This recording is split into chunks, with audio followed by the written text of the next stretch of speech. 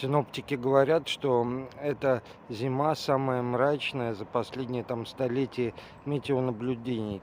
Как минимум в столичном регионе действительно инсоляции чудовищно не хватает. Небо все время затянуто тучами и облаками. А все последнее время действительно так. И знаете, что добавлю, друзья? Периодически, спорадически над городом возникает дымка, причем часто не характерная, и бывает это при минусовой сильно температуре. Очень странная дымка, как будто бы химия какая-то в воздухе. Ну да ладно, нагнетать не буду, просто наблюдение. В следующий раз увижу, засниму. Такая редкая картинка здесь. Российский триколор, и там в отдалении американский звездно-полосатый флаг.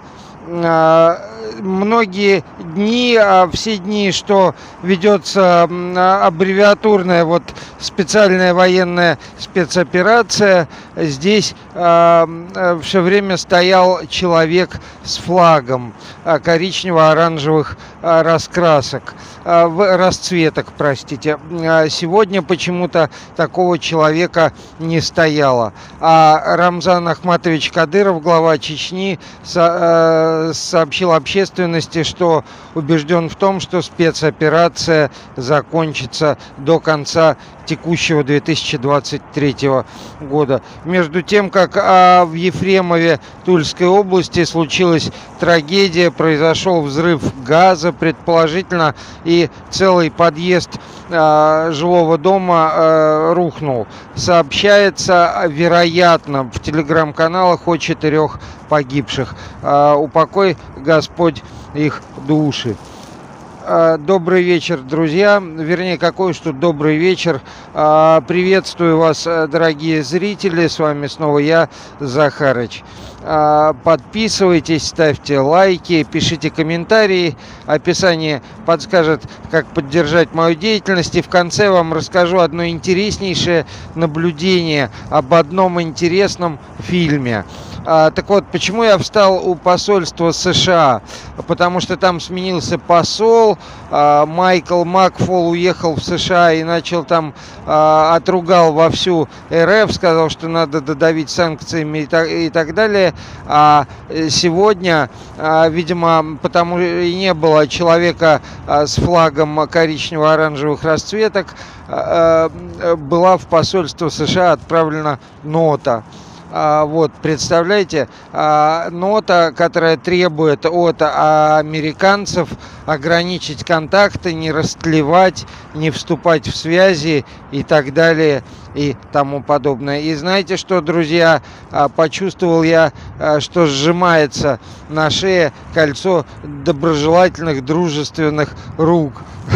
И без того, поверьте, совсем непросто, и крышу рвет, и очень тяжело морально, потому что я осознаю, насколько о моральном состоянии оказалось общество людей здесь, в РФ, сегодня, в наши дни. И да, естественно, какое уж там создавать сообщество, ни с кем, я вообще ни с кем не общаюсь и избегаю лишнего общения. Стрёмненько все это происходящее. И добавлю, интересная история. Посмотрел я тут фильм обрывками, называется The Plane, самолет, в переводе на русский «Крушение». Главную роль там сыграл Джерард Батлер, замечательный актер, и вторую роль Майк Келтер сыграл, афроамериканец, насколько я понимаю, человек африканского происхождения. И, в общем, в этом фильме, друзья, во-первых, самолет, которым управлял Джерард Батлер, потерпел крушение на острове там с какими-то очень недружелюбными вооруженными людьми. Самолет раскрасок триколора, который вы видите у меня над головой, да. И Майк Келтер, который осужденный преступник или не осужденный, но в розыске, помогал Джерарду Батлеру. Он убивал повстанцев кувалдой. Да, кувалдой. Вот, и тут я услышал зловещие напевы композитора немецкого происхождения Вагнера. Интересная история. Посмотрите, подумайте, попробуйте расшифровать это послание нам с вами. В итоге фильма о повествовании удается им завести самолет с Толкача как-то и стартовать с этого злополучного острова. Интересно, какое будущее ждет наш самолет? Будем ли мы пожраны людоедами, или наш триколористый все-таки сумеет завестись и улететь? Самое интересное, друзья, что этот триколор, он по конструкции очень напоминает Ту-154. Вообще бред какой-то полный. Но нет, этого не может быть.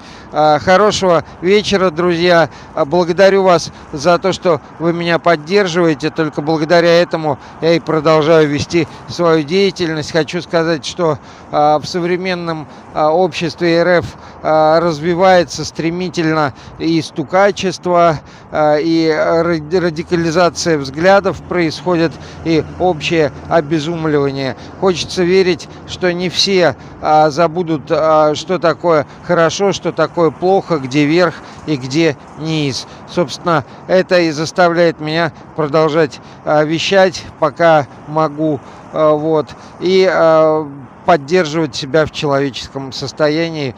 Вот, не пью, чего и вам желаю. Физкультура, это физкульт, привет, доброго вечера. Завтра, наверное, проведу стрим обязательно. Если будет настроение, заходите, пообщаемся. Пока. К системам электрических всяких штукенций на Новом Арбате прибавились громкоговорители, системы оповещения. Вот они, родимые.